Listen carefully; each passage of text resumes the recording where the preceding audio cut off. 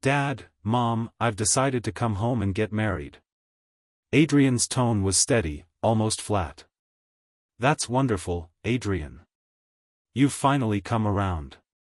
You're the sole heir to Whitmore Holdings. If you hadn't insisted on spending the past few years gaining experience out in the world, you'd have been married and running the company by now. Your father, Brian, and I have already found a suitable match for you. We've just been waiting for you to say the word. Their voices brimmed with relief and satisfaction. Remembering how stubbornly he'd brushed them off before, Adrian felt a flicker of guilt. He lowered his gaze, his tone softening despite himself. I'll follow whatever you arrange. Good, good. How about we set the wedding for January 19th? When will you be back? Do you want to meet your fiancé beforehand? I can arrange something soon. Elisa's eager chatter spilled on without pause, and Adrian's temples began to throb. The only reason he'd made this call was to put an end to his current situation and get home as soon as possible. Who he married, and when, didn't interest him in the slightest. Halfway through her sentence, he cut her off. I just want to get back to the company and take some of the weight off your shoulders. The marriage is secondary. No need for introductions, just plan the wedding. I'll come back the day before. He had barely finished when the bedroom door swung open from the outside. Startled, Adrian turned his head and saw Claire stepping in, brows drawn tight. Wedding? What wedding? He ended the call with cool precision, not a hint of color rising to his cheeks, and offered the first excuse that came to mind. A friend's wedding. They want me as a groomsman. At that, the tension in Claire's face eased. She gave a small nod. If it's a friend, then go. I'm tied up with work lately, so I might not be able to go with you. That's fine. I can go on my own. Her quick agreement seemed to settle it. She didn't press him further. She slipped off her coat and dropped it onto the sofa, then turned and disappeared into the bathroom. Moments later, the faint patter of running water filled the air. From inside the coat, a phone chimed several times in quick succession. Adrian sat there listening to the persistent ding of incoming messages, hesitating. Finally, he reached into the pocket and pulled out her phone. The screen lit up as he unlocked it, revealing a new text from someone saved as Lucas. Do you remember what you said back then? You're not still holding on to the idea of marrying me, are you? The words hit Adrian like a jab to the ribs. His hand stilled for a moment before he swiped upward. There, sent just minutes earlier, was Claire's own message. Lucas, 33 days from now, it'll be your 28th birthday. Do you remember what you promised me back then? Adrian set the phone back in her coat pocket and leaned into the sofa cushions, a tangle of old memories pressing into his mind. He was the heir to North Haven Whitmore Holdings, but with parents perpetually consumed by business, he'd been raised in the UK by his aunt, far from public scrutiny. When he was 18, his aunt returned to Eastport City to marry, and he enrolled at Cloudridge University. To enjoy the anonymity of college life, and for his own safety, he never revealed his identity to anyone. In his senior year, at a campus gala, he agreed to fill in for a friend and play piano on short notice. After the performance, instrument case in hand, he stepped off stage, and there she was. Claire stood by the door in a white chiffon dress, a bouquet cradled in her arms, her eyes bright and fixed on him. Smiling, she asked if they could exchange numbers. He said yes without hesitation. From then on, they spoke every day, bumping into each other in the most unexpected places. By the third month, Claire confessed her feelings. It was first love, love at first sight, and Adrian had no reason to say no. They'd been together ever since, from the age of 21 to 28. In those 7 years, Claire had been unfailingly sweet, indulging him in every way. As time went on, his family began pressing him to return home for an arranged marriage. After resisting multiple times, he'd tried, cautiously, to gauge her thoughts on marriage. But whenever the word came up, Claire would sidestep it, refusing to engage. At first, Adrian thought she simply wasn't ready to settle down. But as it happened again and again, he began to sense something was wrong. It wasn't until a casual, half-drunken conversation at a party 2 weeks ago that Adrian overheard the truth. He had never been the one Claire kept in her heart. The man she had loved all along was her first love, Lucas. The trouble was, Lucas had never loved her back. To him, she was nothing more than a friend. That night they first met, she had approached Adrian only because Lucas had shown up with someone else. And Adrian, standing under the spotlight at the piano, bore a faint resemblance to Lucas. In her disappointment, and perhaps to spite Lucas, she had chosen Adrian. Over the years, Lucas drifted in and out of at least 10 relationships. Every time Claire heard he'd broken up, she would toy with the idea of reaching out. But before she could, Lucas would already be seeing someone new. Each time, the disappointment cut a little deeper. And faced with Adrian's unwavering devotion, utterly unaware of the truth, she couldn't bring herself to end things. So the years circled by, and 7 slipped past. They never broke up, but Claire never stopped waiting for Lucas to come back to her. Waiting for him to make good on a careless, drunken promise from their youth. "Claire, when I turn 28, if neither of us is married, why don't we just give it a try?" Every year, she had asked him again. And this year, at last, Lucas was about to turn 28. Scrolling through her messages, Adrian's lips curved, not in amusement, but in something sharper. 33 days from now, Lucas would celebrate his 28th birthday. It would also be the day Adrian had chosen to end things, and go home to get married. He sat in silence, watching the neon lights flicker beyond the window, his fingers absently brushing against his wrist. The sound of the door opening came from behind him. Claire, towel in hand, walked over and settled beside him. Without looking at her, he let his hand fall and said evenly, "Your phone went off a few times just now." At that, she quickly dried her hands, reached into her coat pocket, and began scrolling through her phone. He studied her profile, the way she leaned forward, eyes fixed on the screen with complete focus, and couldn't help asking, "What's got you so absorbed? Who's the message from?" His tone was casual, almost teasing, but Claire didn't respond with her usual calm. Instead, she rose to her feet. "Work stuff. I'll take care of it. You go to bed first." Her guarded tone and the faint falseness of her excuse brought a flicker of self-mockery to Adrian's eyes. He murmured an acknowledgement, watching her disappear into the study. Then he got up, switched off the light, and returned to bed. He wasn't sure how much time had passed before he heard the faintest footsteps in the dark. A phone, screen dimly aglow, was placed on the nightstand. A hand slid around his waist. And then, stillness. Only when her breathing had deepened into the soft, even rhythm of sleep did Adrian open his eyes. He reached for her phone. On the screen, their earlier conversation thread now bore 4 new characters, never forgotten. Just 4 simple words, but Adrian could picture her as she typed them. Lips pressed together, eyes locked on the glowing screen, tapping out a long sentence only to delete it, then carefully, painstakingly weighing every letter. Afraid her feelings would be too obvious. Afraid they wouldn't be noticed at all. That careful, deliberate touch, she reserved it only for Lucas. The thought drew a faint, bitter curve to Adrian's mouth. He read the words again, then opened her Instagram. Her profile picture was nothing but black.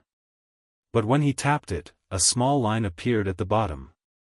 "Never forgotten, one day, there will be an answer." When they'd first started dating, Adrian had once noticed that tiny phrase on her profile and asked her what it meant. Back then, she'd brushed him off with some casual excuse, said it was just an image she'd found online and hadn't paid attention to the words. Looking at it now, there was no way she hadn't noticed. It had been deliberate, meticulous, even. Every thought fixed on that promise tied to Lucas's 28th birthday, every hope pinned on him one day agreeing to marry her. Adrian lay with his eyes closed all night, but he didn't sleep a single moment. At dawn, the faint rustle of movement beside him made him open his eyes. "Get off work early today," he said. Claire paused in the middle of buttoning her blouse, glancing at him in confusion. "Why? Is something going on?" He was silent for a long moment before answering, his voice low. "It's your birthday. Did you forget?" She stiffened slightly before giving a small nod. For weeks, her mind had been wrapped around the promise with Lucas, so much so that even her own birthday had slipped from her thoughts. Adrian thought of the surprise he'd spent months preparing, all the careful effort wasted, and a swirl of emotions tightened in his chest.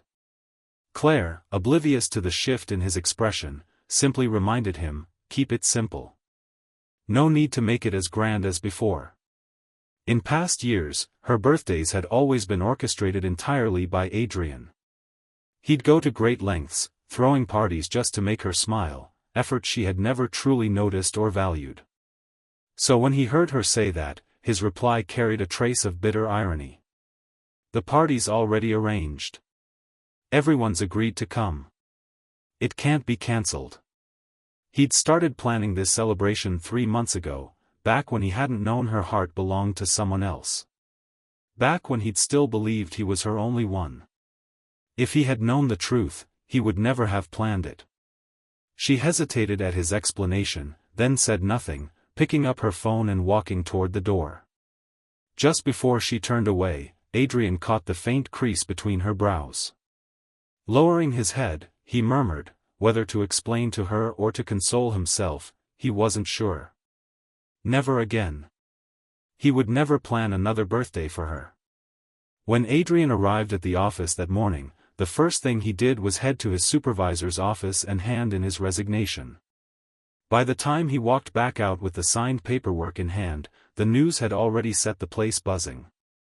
"Adrian, you're leaving. Why so sudden? Got another job lined up? That decisive, huh?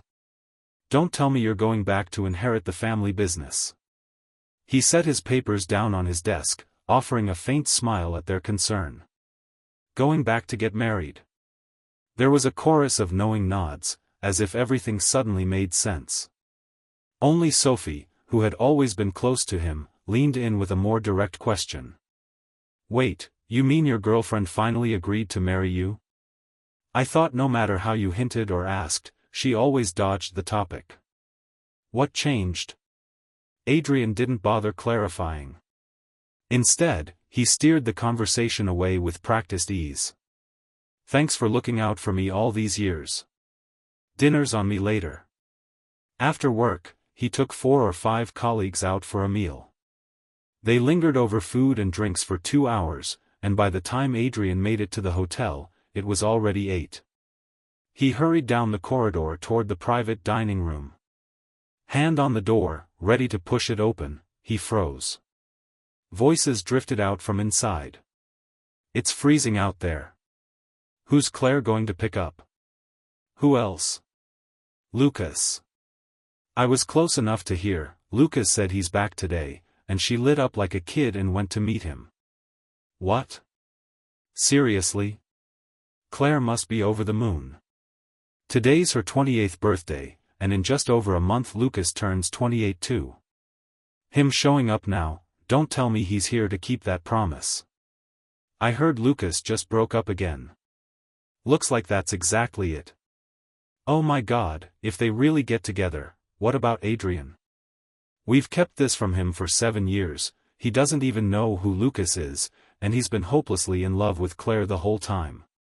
What can you do? Claire's been hung up on Lucas forever. If Lucas decides to follow through, Adrian's getting dumped for sure. Bad luck for him, I guess. At least he's got no real background, easy enough to cut loose. True. Adrian's been good to all of us, and especially to Claire, but we're her friends first. If it comes to that, we should make it easier on her. We can be the ones to offer him some cash or a property as a breakup gift. Call it severance pay.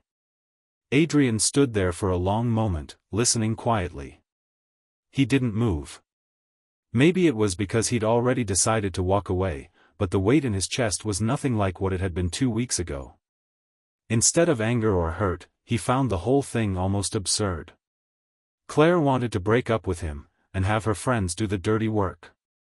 7 years together, and this was what their relationship amounted to? The only consolation was that they wouldn't get to see him blindsided and humiliated, because this time, he would be the one to leave first. Just then, as Adrian stood outside the door, a few waiters came down the hall pushing carts loaded with wine. He stepped back to let them pass. The moment the door swung open, the chatter inside died abruptly. Adrian walked in as if nothing were amiss, a pleasant smile on his face as he greeted everyone. After a few moments of small talk, the door opened again. Claire stepped in, a man he didn't recognize at her side. Adrian's gaze swept over him, tall, lean, with a certain resemblance to himself, maybe 30% or so. Claire led the man around the room, exchanging introductions, before finally stopping in front of Adrian. "This is my childhood friend, Lucas." At her words, Lucas extended his hand with an easy confidence. Adrian met the gesture without hesitation. Their palms touched, firm, brief. Claire lingered a beat before adding, "And this is my friend, Adrian." She'd already braced herself for anger, expecting him to snap or at least stiffen. But to her surprise, Adrian's face gave nothing away. He simply looked Lucas in the eye, held the gaze for a long second, then released his hand. Taking a small step back, putting a polite distance between them, Adrian's smile was calm, measured, flawlessly composed. "Nice to meet you," he said smoothly. "I'm her friend." After the introductions, the private room swelled back into noise and laughter. Lucas was the kind of man who could talk to anyone. Glass in hand, he worked the room from one end to the other, toasting each table. Since it was Claire's birthday, many had brought their girlfriends along. Lucas didn't seem to care. He pulled people into drinking games, egging them on, while the women were left sitting off to the side. When the games got going, he had a deck of cards in one hand and no way to eat, so someone would feed him bits of fruit. Without a second thought, Claire speared a piece with her own fork and held it up to his mouth. Lucas leaned over, bit into it casually, then reached for her wine glass and drank half of it in one go. The clear crystal rim bore a dark red lipstick print, vivid against the glass. His mouth landed right over it. From several feet away, Adrian watched her keep that same glass in hand, drinking again and again, always from the very spot where Lucas's lips had touched. By the time the evening wore on, Claire was more than tipsy. But no birthday could pass without the tradition. The lights dimmed, voices rose in song, and she was urged to get up and blow out the candles. The chatter hushed. Adrian stood and personally wheeled the cake over, lighting the candles one by one. Claire pressed her fingers to her temples, as if to push the haze from her head. Her gaze, blurred but intent, swept around the room before she raised a single finger. "This year," she said, "I'm not making a wish. I want to ask a question instead." Lowering her hand, she bent that finger and pointed straight at Lucas. Her eyes, unsteady from drink, yet burning with focus, locked on him. "Lucas, you're about to turn 28. I want to ask you, do you have a girlfriend right now?" The room stilled, the air shifting as glances darted from one person to another. Lucas froze for the briefest moment under the weight of those curious eyes before replying. "Right now? No." For a beat, no one moved. Then someone, unable to contain their excitement, let out a loud, "Wow." The room erupted. A few of Claire's tipsy best friends jumped up, pulling her to her feet, twirling and singing as if the answer had already sealed her fate. Through it all, Adrian sat still, unmoving, his expression serene, playing his role as the friend who knew nothing, who saw nothing. The chaos raged on until well past midnight before the birthday party finally came to an end. It wasn't until everyone had finally gone that Adrian guided Claire to the car. She was still floating in the glow of earlier, her head lolling against his shoulder as she murmured a string of unfiltered truths. "Lucas, don't go. Stay with me, please. Why can it be anyone else, but not me, Lucas? Lucas, do you know how much I like you? I've waited for you for so many years, every single day, I've been waiting, Lucas." From the driver's seat, the woman behind the wheel had been listening the whole ride, a small smirk tugging at her lips. As they reached their stop, she glanced back, taking in Adrian's steady grip on the drunken woman, and couldn't resist teasing. "Lucas, your girlfriend really loves you." Adrian returned the smile, his tone calm, almost casual. "She does love Lucas. But I'm not Lucas." The next morning, Claire woke with a pounding head and the fragmented memory of last night's events. Panic flickered across her face as she grabbed Adrian's arm, rushing to explain. "Adrian, the moment I got to the club yesterday, everyone kept pouring me drinks. I must have said a lot of nonsense, it was all drunken rambling, you shouldn't take it seriously." Adrian hadn't expected her to remember, and even less, to come up with such a flimsy excuse. But he played along without the faintest ripple in his expression, giving her a slight nod. "It's fine. I understand." For reasons she couldn't name, the calm in his face unsettled her. Coupled with the memory of his reaction when she'd introduced him to Lucas the night before, a quiet unease began to take root. She scrambled to change the subject. "I was so busy drinking with everyone yesterday, I forgot all about you. Adrian, are you upset? How about we go on a date after work today?" "No, I'm not upset. I've got something to do this afternoon, so I'll pass." His refusal came so quickly, so firmly, that Claire only became more insisting she owed him. Adrian, seeing no graceful way to brush her off, finally gave in. That evening, Adrian had just changed his clothes and was about to head out when a message from Sophie popped up on his phone. "Adrian, you didn't tell your girlfriend you resigned? She just came by looking for you, and she seemed pretty upset." He hadn't even finished reading when Claire's name lit up his screen. Staring at the caller ID, a flicker of heaviness crossed his eyes. After a brief hesitation, he hit accept. Claire's voice came sharp and breathless through the line. "Your coworker told me you quit? And that you're going back to get married? So that's what this was about." While Adrian was still weighing how to explain, she kept going, her tone hard and accusing. "I've told you before, I'm not ready to get married yet." So she thought he was trying to corner her into it. No wonder she was this furious. Only then did Adrian piece it together, forcing patience into his voice as he replied, "I must have made a joke with my coworkers and they took it seriously. I resigned because I've been feeling a little burned out lately, just want to take some time off." On the other end, her voice eased back to normal at last. "Don't make jokes like that again." He murmured his agreement, and then she asked where he was, offering to come over. He was about to tell her when he caught it, a faint, barely there laugh in the background. One he recognized instantly. It sounded exactly like Lucas.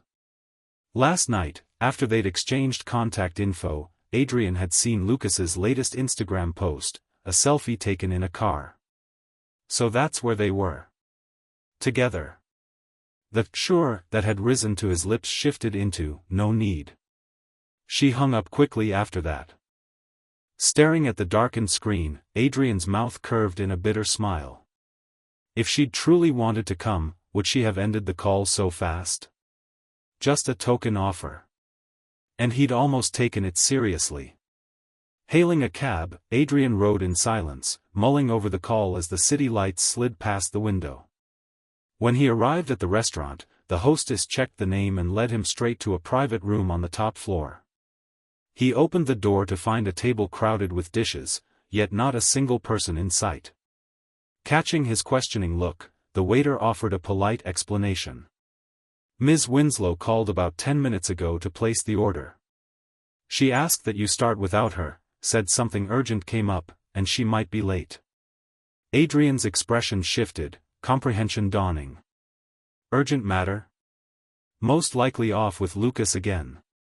Not that it was technically a lie, after all, in her world, anything involving Lucas counted as urgent. The realization brought no real sting, only a faint, quiet resignation. He stepped fully into the room. The waiter bustled about, unwrapping the cutlery and describing each dish one by one. Adrian's eyes narrowed slightly as he took in the spread. It was almost entirely seafood. During his years in Europe, he'd eaten so much of it he'd grown weary, and even after returning home, he'd never regained the taste for it. In the past, if she'd been dining with him, he would have set aside his preferences and gone along with her favorites. But tonight, he had no inclination to accommodate her. With a single, dismissive wave, he told the waiter to clear it all away. The man hesitated. "Sir, Miss Winslow has already paid for this meal, it was quite expensive. If we remove everything, there's no refund." "Are you certain?" Adrian raised a brow, sliding a card from his wallet and handing it over. "I'm aware." "Clear it. Put the new order on this card." His voice was calm, his gaze steady. "Don't worry. I can afford it." By the time he'd finished his meal, Claire still hadn't shown. Adrian didn't bother waiting any longer. He paid the bill and went home. Halfway home, Adrian's phone buzzed with a string of messages. "Adrian, can you stay out for the night? Lucas just got back. His place isn't ready, can't stay there. Half the lights are out. He's not feeling well, needs someone to look after him. I was hoping he could stay here tonight. Is that okay?" One moment she wanted to play nurse to Lucas, the next she was scrambling to keep Adrian from knowing the truth. How amusing. This time, Adrian had no interest in playing along with her act. He went straight to the point. "Isn't he your friend? Then why hide our relationship? How long were you planning on keeping it a secret?" It took a long time for her reply to come in. No explanation, just a date. January 18th. Once, he wouldn't have known why she chose that day. But now he understood perfectly. January 18th was Lucas's birthday. If Lucas kept that old promise and agreed to be with her then, she'd break up with Adrian without hesitation. If Lucas didn't, she'd rein herself back in and start talking marriage. It was a way to fish for the truth without risk. If Lucas said no, she could fall back on her official boyfriend and brush it all off as a joke. Whether she took a step forward or back, she had the perfect out. Adrian almost had to admire the precision of it. He didn't reply. Instead, he powered off his phone, booked a hotel, and stayed the night. A couple of drinks before bed left him sleeping until the afternoon. When he finally switched his phone back on, dozens of messages lit the screen, most from Claire, some from her friends. "Adrian, where are you? Why won't you pick up or answer? Don't scare us like this, Claire's been frantic, searching for you all night." A sharp, humorless laugh escaped him. So one night with his phone off was scaring her.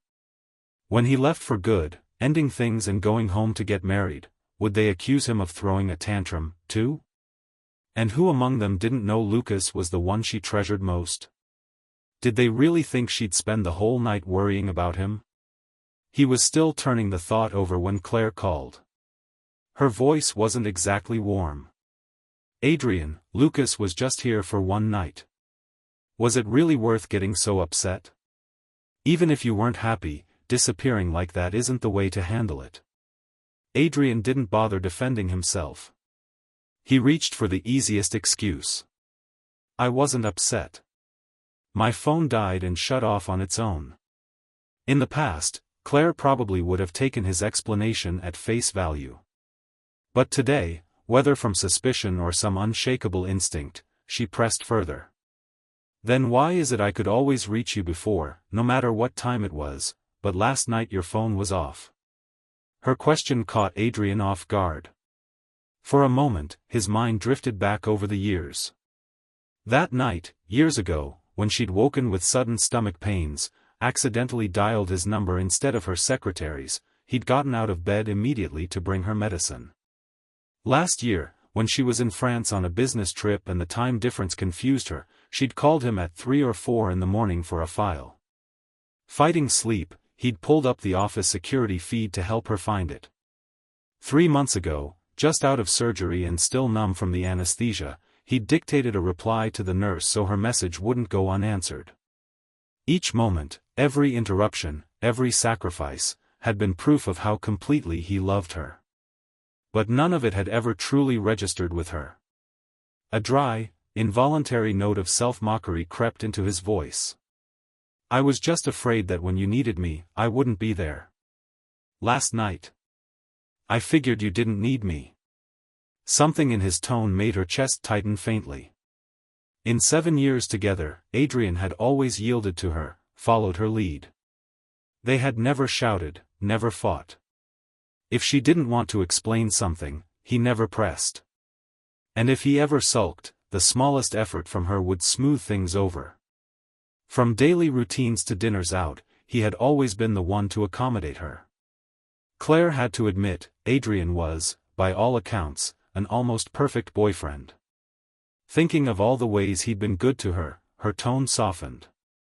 "I know. I was just worried about you, that's why I sounded so harsh. I'm sorry, Adrian.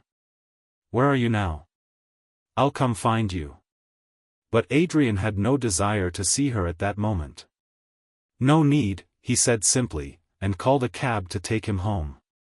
When Adrian got home, the housekeeper told him Claire had just left. He didn't have to ask, he knew she'd likely been called away by Lucas again. The faint trace of men's cologne still lingered in the air. Adrian didn't question where she'd gone. He only told the housekeeper, quietly, to open the windows and let the place air out. For the next 2 weeks, Adrian didn't see Claire at all. It was as if he'd forgotten he even had a girlfriend. No calls, no messages. Through Lucas's Instagram, Adrian kept track of her movements with perfect clarity. But he had no desire to ask where she was going, or to pry into what was on her mind. To him, every day left in Eastport City was just part of a countdown. He had no interest in spending more energy on someone he already knew he'd be leaving. On Christmas, snow drifted down from the sky. Adrian, in a rare good mood, wrapped himself in a blanket and spent the night watching movies by the floor-to-ceiling windows. Around midnight, fireworks began booming outside. Feeling drowsy, he settled back into his rocking chair, scrolling through Instagram. Then, footsteps at the front door. He sat up, just in time to see Claire stumble in, drunk out of her mind. She staggered into the living room, dropped an armful of shopping bags onto the sofa, and began pulling things out one by one right in front of him. "These are the 2 scarves I just bought. It's snowing so hard out, Adrian, aren't you cold? Adrian, this is the Rolex I bought a few days ago, your Christmas gift. Do you like it?" As she spoke, she kept piling the gifts onto him, wrapping the scarves around his neck. Adrian, feeling overheated, shrugged them off and tossed them aside. She caught his hand, tugging him closer. "I'm sorry. I've been so busy these past few days, I didn't have time to come see you. Are you mad at me again? And about last time, I shouldn't have stood you up. Adrian, will you forgive me? Let's be good to each other from now on." She leaned in, clearly aiming for a kiss. Adrian, put off by the reek of alcohol and unsure what had triggered this sudden performance, managed to coax her toward the bedroom instead. Once she was asleep, he tidied the living room, gathering up the scattered bags, and finally picked up his phone.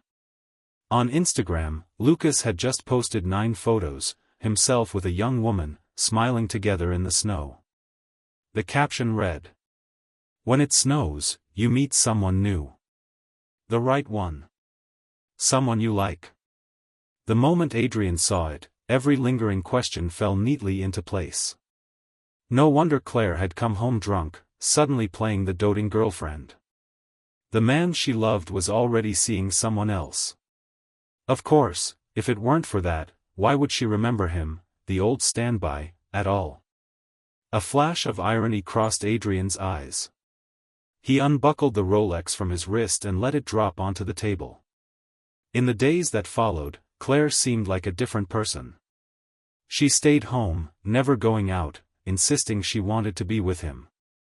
When he casually mentioned a dessert from a restaurant 10 miles away, she braved the snow to bring it back. When his stomach acted up, she stayed at his side without complaint. When he lingered a little too long on a travel ad, she immediately started planning a getaway for the two of them.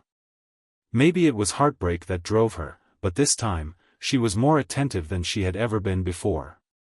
But Adrian wasn't moved. He watched her play the part of the perfect girlfriend, running around to fulfill every offhand comment he made, and felt no guilt at all. These last days, he thought, could simply be her paying off the debt she owed for everything she'd done before. With that in mind, the weight in his chest grew lighter. When the snow finally stopped, Elise sent him several photos of wedding suits, asking which style he preferred. He scrolled through them one by one, zooming in on the details of the fabric and stitching. So absorbed was he that he didn't notice Claire quietly approaching until she plucked the phone from his hands. He turned quickly, startled, only to see her face darken in an instant. Wedding suits? Why are you looking at wedding suits? Without so much as a blink, Adrian lied. I told you before, my friend's getting married soon. He had an issue with his suit and is picking a new one. He asked for my opinion. Seeing nothing in his expression to suggest otherwise, Claire's suspicion eased. She handed the phone back and asked, almost casually. Oh, right, I forgot. When's the wedding? I'll go with you. His expression turned unreadable, something faint flickering in his eyes. January 19th. You really want to go? The date made her pause, just slightly, but enough. Adrian held her gaze, patient, waiting for her answer. After a long silence, she forced a small, strained smile. We'll see when the time comes. Maybe. In the days that followed, Adrian began quietly preparing to leave. Since that question about the wedding, Claire had sunk back into her own private gloom, moving through the days as though in a daze, her mind elsewhere. With the wedding as a convenient cover, Adrian didn't bother hiding what he was doing. He packed his suitcase right in front of her. He'd lived in this apartment for 6 years, ever since graduating. His belongings filled every corner. From it all, he chose only a small handful of things he couldn't bear to part with. Everything else, he left behind. Once he was back in North Haven, it would all be his territory again. Anything he needed, he could buy new. These things could stay here. Now and then, Claire would drift past and glance into his suitcase, but she never asked a single question about what she saw. Adrian knew why. Her whole mind was fixed on whether Lucas would hand her an invitation to his birthday party. She hadn't even noticed him quietly discarding his personal items. As long as the trinkets and keepsakes from their years together stayed on display, she wouldn't suspect that when he walked out this time, it would be for good. In her eyes, his love for her was so absolute he'd lay down his life. Why would she ever think he'd be the one to leave? That made packing almost too easy. January 18th arrived under heavy, overcast skies that threatened rain. Claire was up early, sitting on the sofa with her eyes fixed on her phone. Adrian rose later, taking his time over breakfast at the dining table. The housekeeper glanced toward the window and said, "Sir, looks like it's going to rain. Should we head to the airport early?" At the word airport, Claire looked up. Airport? What for? I'm flying out tomorrow for the wedding, Adrian replied casually. You said you'd think about it, have you decided? She hesitated a few seconds before answering, It's too far. I won't go. But I'll drive you to the airport. He wasn't surprised. Finishing the last bite of toast, he wiped his hands, then went to the bedroom for his bag. They had barely buckled in when Claire's phone chimed. She snatched it up instantly, and a second later, the cool detachment in her eyes melted into unrestrained joy. Setting the phone down, she unfastened her seatbelt and opened the car door. Only after stepping out did she seem to realize how abrupt it was. She leaned back in, offering a hasty explanation. "Adrian, something urgent just came up at work. I'll have the driver take you to the airport." After so many years together, Adrian could read her too well. One flicker of her eyes was enough to know she was lying. But he didn't call her out. He simply gave a small nod. While waiting for the driver, Adrian opened Instagram. Sure enough, Lucas had posted photos from his birthday celebration. His girlfriend was nowhere in sight. So, they'd broken up. Which meant that old promise, "If I'm still single at 28, we'll give it a try," was alive again. No wonder Claire had been so elated. By the time the driver pulled up, Claire had changed into a white evening gown, her energy renewed, and slid into the driver's seat of a low-slung sports car. She lowered the window, gave Adrian a little wave, and asked when he'd be back. Back? This time, he wouldn't be coming back at all. Adrian only smiled, offering no answer, and lifted his hand in return. She didn't seem to notice, or care, and sped off into the gray afternoon. Sitting in the passenger seat of the waiting car, Adrian watched until the taillights disappeared from view. Only then did he say quietly to the driver, "Let's go." A fine drizzle began to fall, speckling the window until the glass blurred and the world beyond dissolved into haze. Adrian let his eyes fall shut. And in the silence, he said his farewell. A goodbye that meant never again. Before boarding, Adrian got a call from Brian. "Adrian, what time will you land? I'll send someone to pick you up." Wanting to get home as soon as possible, Adrian didn't refuse. He hadn't slept well the night before, so once on the plane he drifted off quickly, dozing through the 2-hour flight. When he landed in North Haven, he pulled on a cap and sunglasses and was just stepping out of the arrivals gate when someone stopped him. "Adrian?" The voice was clear and bright. Still heavy with sleep, he gave a small nod. "Brian asked me to pick you up." He squinted at her, surprised to see that the driver was a woman. As soon as they got in the car, he leaned against the window and dozed again. When he woke, an unfamiliar villa was passing outside the glass, and he jolted upright, suspicion in his voice. "Where is this?" "This isn't my place." She smiled lightly at his reaction. "Not today. But tomorrow it will be. To be exact, it's your marital home." For the first time, the reality of his impending wedding sank in. "Oh," he said, stepping out of the car and strolling toward the house at an unhurried pace. The driver followed behind. He glanced around the courtyard, then started asking questions. "Do you know my fiancée's name?" She looked at him in surprise but answered anyway. "Evelyn." Adrian frowned, he'd never heard the name before. Maybe it was just that he'd been away too long, he told himself. "What about the wedding venue?" "Rosemont Estate." "And the banquet?" 11 in the morning. Her quick, precise answers left him satisfied with her competence.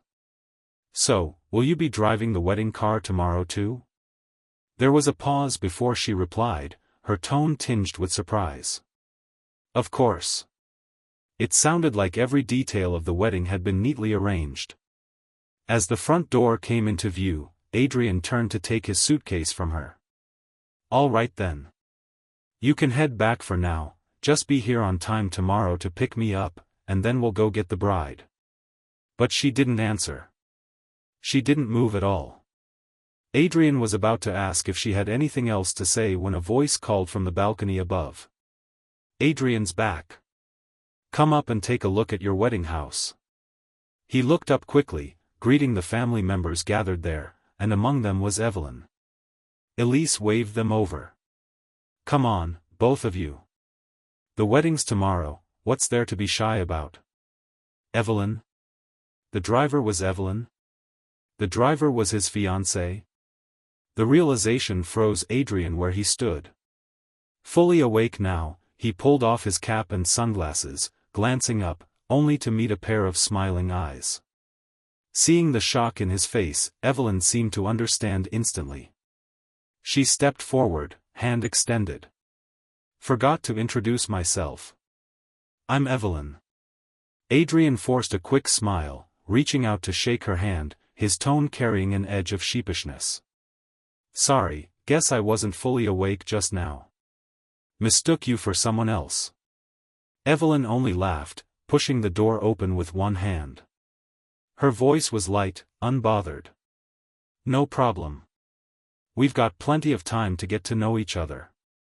Before stepping into the private room, Claire lowered her gaze to smooth the folds of her dress, carefully pressing out every crease. Her phone buzzed a few times. She took it out and saw a message from the driver: "Adrian's already boarded." After a moment's hesitation, she typed back a short note, telling him to let her know when he landed. Collecting herself, Claire drew a deep breath and pushed the door open. Inside, everything, from the decorations to the cake, was white. The guests, too, were dressed in pale colors. For an instant, she felt as though she'd walked into a wedding reception. Her eyes found him immediately, the figure she'd been dreaming about for years, and her pulse quickened. She made her way toward Lucas without even realizing her steps had sped up. From a few people away, she caught snatches of teasing from the group around him.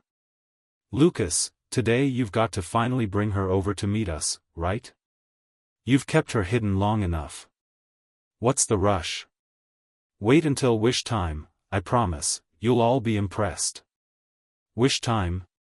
Her mind flashed back to her own birthday a month ago, to that conversation that had left her giddy with hope.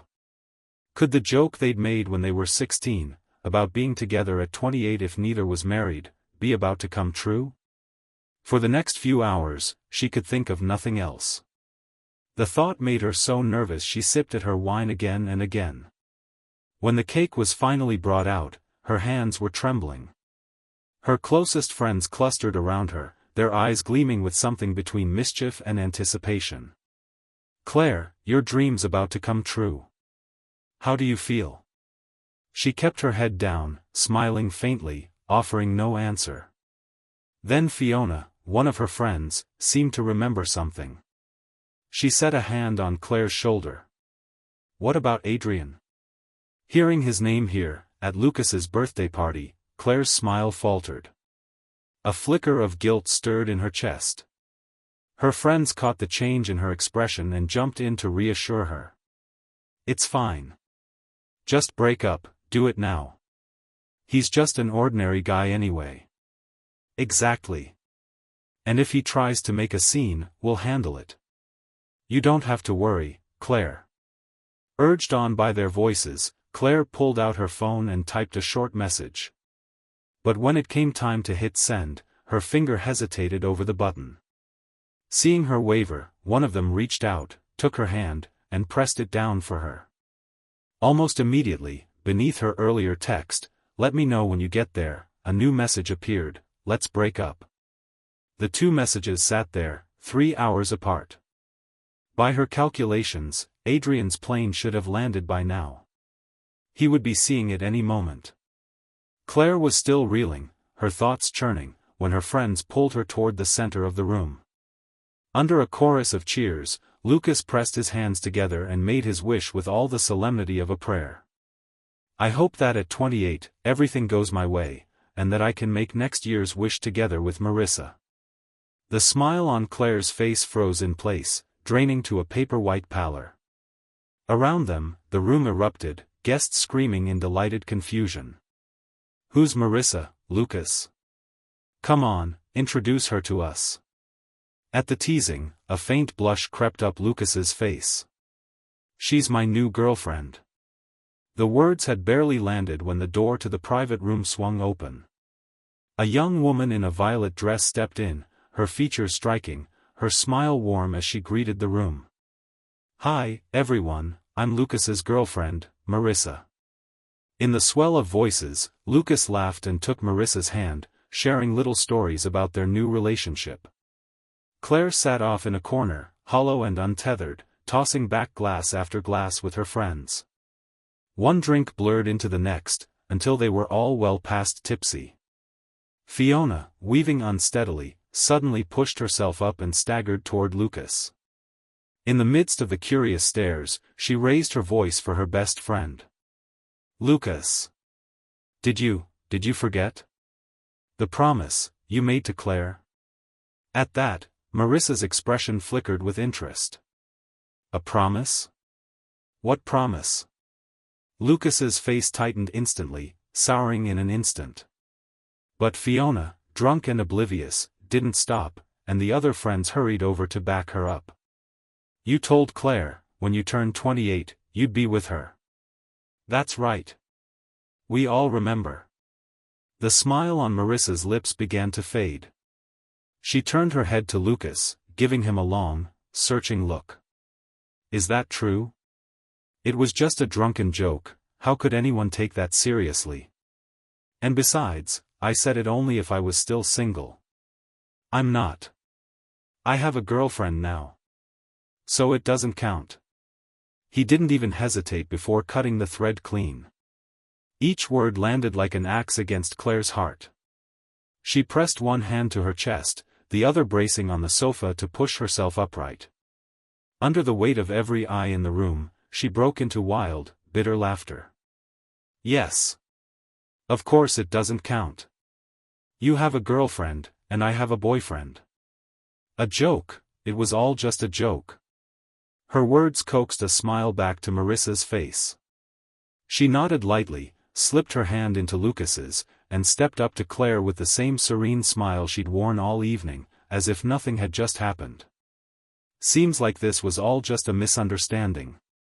I've heard you have a boyfriend, Claire, why didn't you bring him along tonight?" Claire's mind went utterly blank, but she forced herself to meet Marissa's gaze with a brittle smile. "He went back to attend a wedding. Couldn't make it." Marissa nodded knowingly at that. But beside her, Lucas's eyes flickered with a flash of something sharper, doubt, edged with irritation. "Boyfriend? Who? I've been back for a while now, and you've never mentioned him." The sight of his face made Claire's throat close. She couldn't force out another word. Fiona quickly stepped in, steadying Claire with one arm, her tone dripping with scorn as she looked Lucas dead in the eye. "Adrian. Claire's boyfriend. The most handsome guy at her birthday party, you mean to say you've already forgotten him?" "Him?" Lucas's mind snapped back to that night, Adrian smiling as he'd called himself just a friend. There had been something odd about it, something that hadn't quite fit. His brows knit as he pressed, almost reflexively. But that night, both of them said they were just friends. They just had a spat, that's all. "Lucas, you've been through enough relationships, don't tell me you can't recognize that?" The barb brought a rush of color to Lucas's face, red one moment, pale the next. He shot Fiona a sharp glance, unwilling to let it go. "That's exactly why I ask, because I have seen a lot. Since you're all so sure he's her boyfriend, why don't I give him a call? I can get to know him myself." In an instant, Claire and her friends' expressions darkened. They all thought of the same thing at once. That breakup text she had just sent. Judging by the shift in their expressions, Lucas felt certain he'd hit a nerve. Without hesitation, he pulled out his phone, found Adrian's contact, and hit the voice call button. The women, realizing the truth was about to spill out, made a move to snatch the phone away. But Marissa, protective to the point of stubbornness, stepped in front of them, shielding Lucas. He turned the volume all the way up, switched to speaker, and faced the crowd.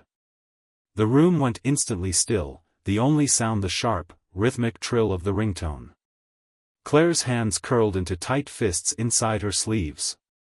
Silently, she prayed Adrian wouldn't answer, prayed he hadn't yet seen that message. As the seconds stretched into nearly a full minute, her pulse pounded so hard she thought it might burst through her chest.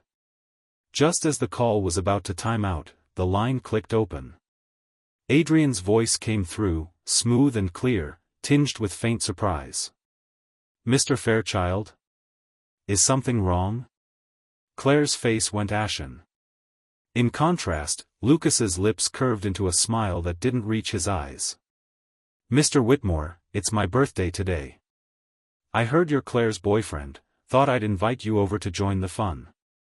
There was a pause on the line, just long enough to tighten every nerve in the room. Claire felt her breath hitch. "Sorry," Adrian said at last, his tone perfectly even. "I'm in North Haven right now, so I'm afraid I can't make it." The normalcy of his voice loosened the knot in her chest. Maybe he really hadn't read the message yet. But then, his tone shifted, warmer, amused, with a weight beneath it. "Oh, right. I should mention, Claire and I have broken up. Don't get the wrong idea." Lucas's brows lifted, the surprise in his voice laced with thinly veiled satisfaction. "Broken up? When did that happen?" "Just a few minutes ago, 10, at most. I got her breakup message, haven't had time to reply." "Mr. Fairchild, would you do me a favor and pass it along? Tell her I accept." Around them, the onlookers wore the strained faces of people trying not to laugh, their eyes flicking between Claire and Lucas. Lucas's smile deepened as he swept a cold glance over the women who had been so eager to stir the pot. His voice was soft, almost polite. "Of course. I'll be sure to pass it on. Sorry to trouble you." "Not at all," Adrian replied smoothly. "And happy 28th birthday. I hope all sweethearts find their way to each other." Whether by accident or design, Adrian put heavy emphasis on the words 28 when offering his well wishes. It was as if he were making sure everyone knew, he was already aware of the whole story. No one in the room dared to ask. They simply stood there, watching as the call ended. The atmosphere plunged instantly to freezing point, silence stretching on for a full 5 or 6 minutes. At last, Marissa stepped forward, raising her glass to Claire with a faint smile, deftly smoothing the moment over. Claire tipped back the last drop of her drink, then slammed the glass down with a sharp thud and walked out of the party with her friends in tow. Just before she reached the door, she thought she heard Marissa's voice drift over from behind her. "Lucas, this Mr. Adrian, he's from North Haven?" "I think so." "Why?" "It's nothing. Just. North Haven sounds familiar. Probably I'm imagining things." Once outside, her friends clustered close, ushering her into another private room and chattering over one another in an effort to comfort her. "It's fine, Claire. Honestly, not marrying a guy like Lucas might be a blessing.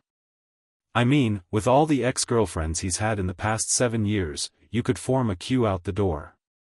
You should just stick with Adrian." "Exactly. What does Lucas have that Adrian doesn't?" "Adrian must have only said that today because he was angry."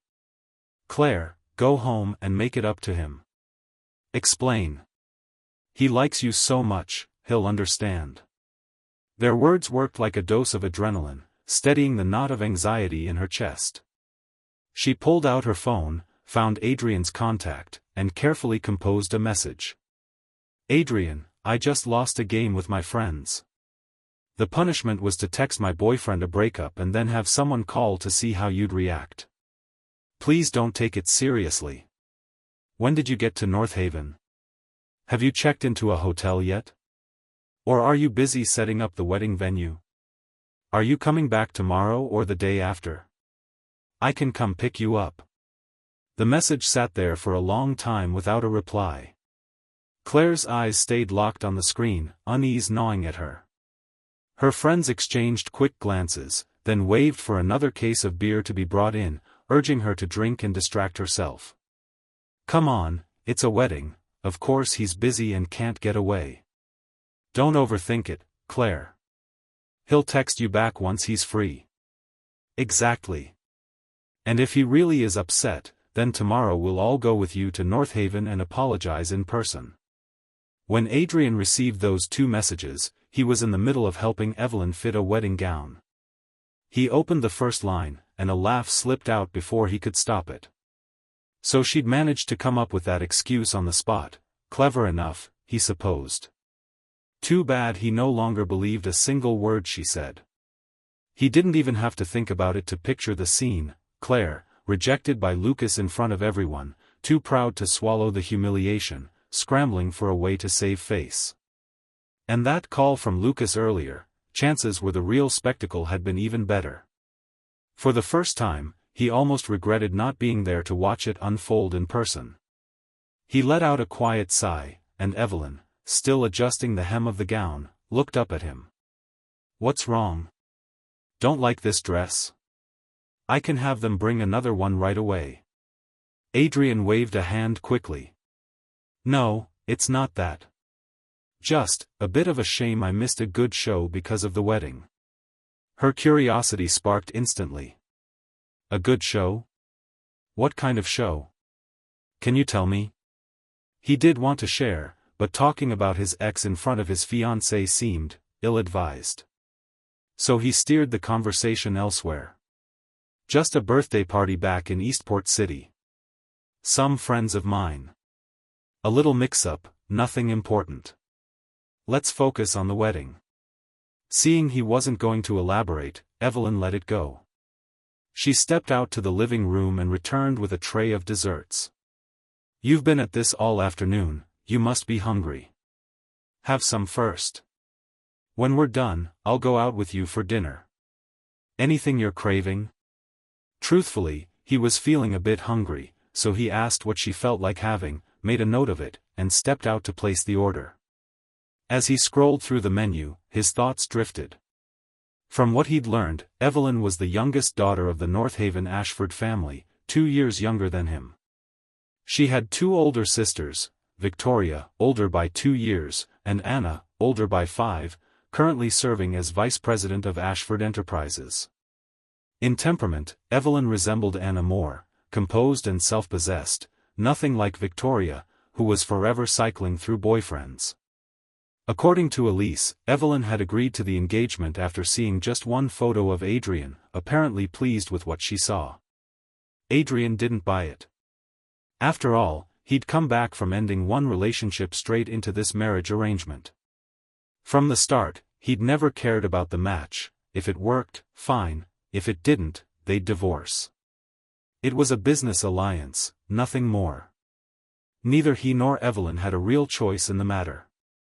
So no, he didn't believe his mother's romantic talk of love at first sight. It sounded to him like pure embellishment, nonsense dressed up as sentiment. After an afternoon spent together, Adrian still couldn't claim he and Evelyn were close, but in the small details, he'd begun to see that his fiancée was genuinely good. Her looks went without saying, she was stunning, of course. As for her temperament, so far she seemed gentle, good-natured, organized, and attentive in a way that felt natural rather than calculated. All in all, for a bride-to-be dropped into his life out of nowhere, Adrian was satisfied. Satisfied, and, if he was honest, a little pleasantly surprised. After a night of heavy drinking, the first thing Claire did upon waking was grab her phone to check if Adrian had replied. More than 10 hours had passed. The chat box was still blank. She rubbed her eyes hard, then hurled the phone at the wall in a flash of temper, the crash jolting everyone else awake. Just from the sound, their hangovers seemed to lift at once. Fiona recovered first, whipping out her phone to have her secretary book 6 tickets on the earliest flight to North Haven. "Didn't think guys played the whole hard-to-get thing too."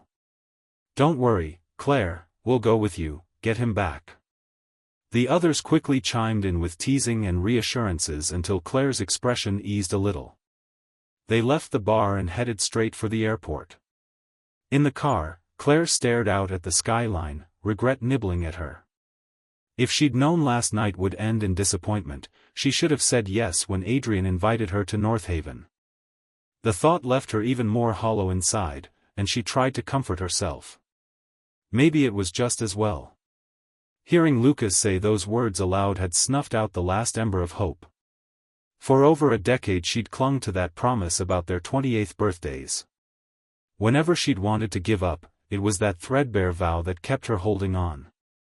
Especially after she'd started dating Adrian, her mind had been pulled in two directions, almost splitting her in half, unsure how to face the man who gave her everything.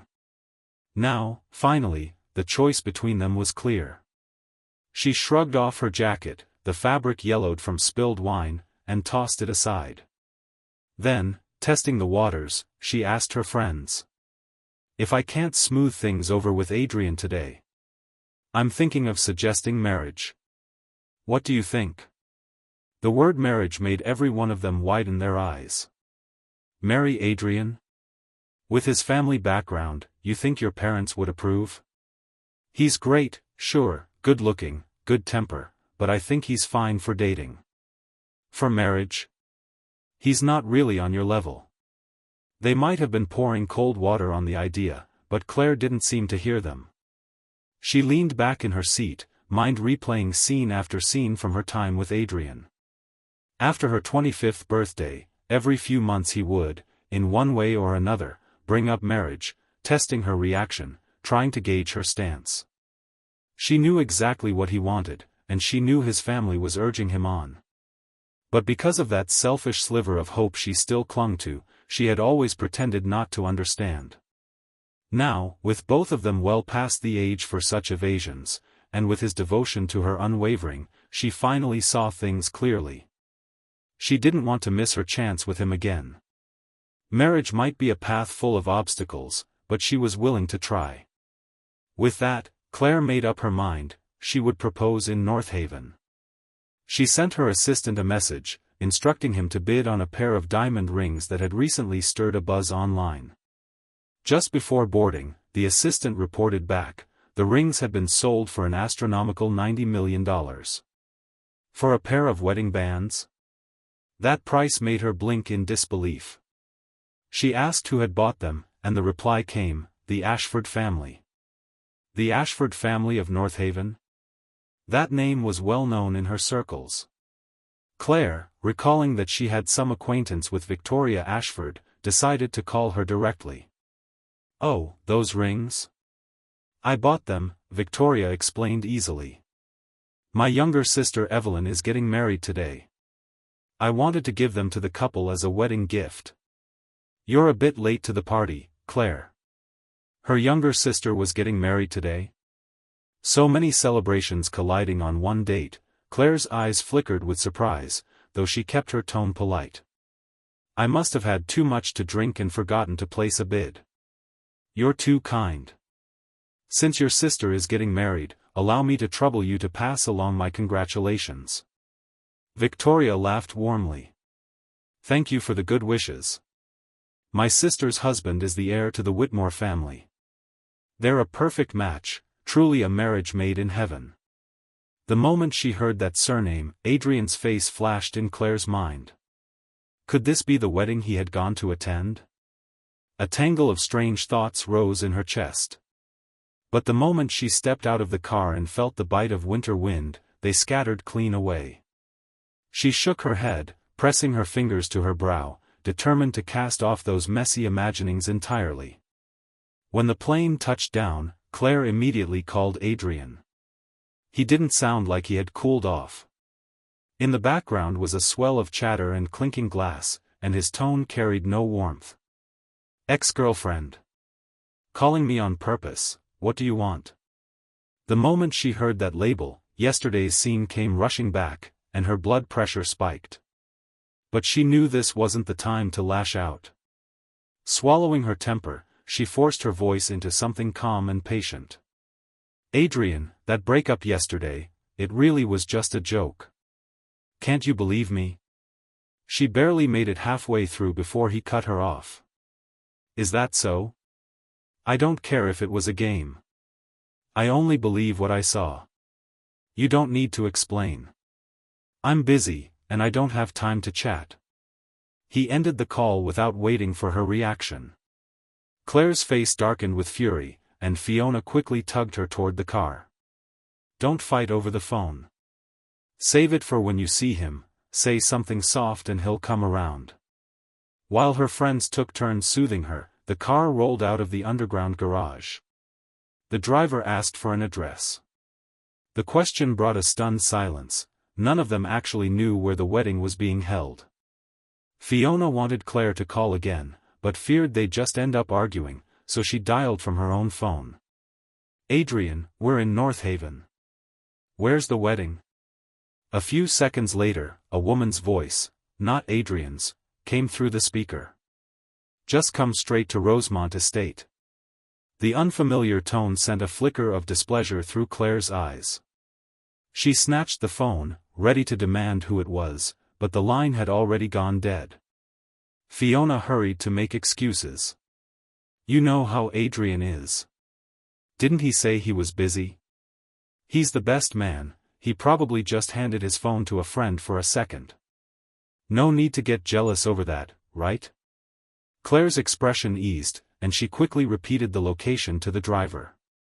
But as soon as the words "Rosemont Estate" left her mouth, everyone in the car froze. They traded wide-eyed looks. That wasn't just any place, it was the elite hotel of North Haven, home to people whose cough could ripple through the entire social circle. Adrian's friend was having a wedding there. A faint unease began to stir in Claire's chest.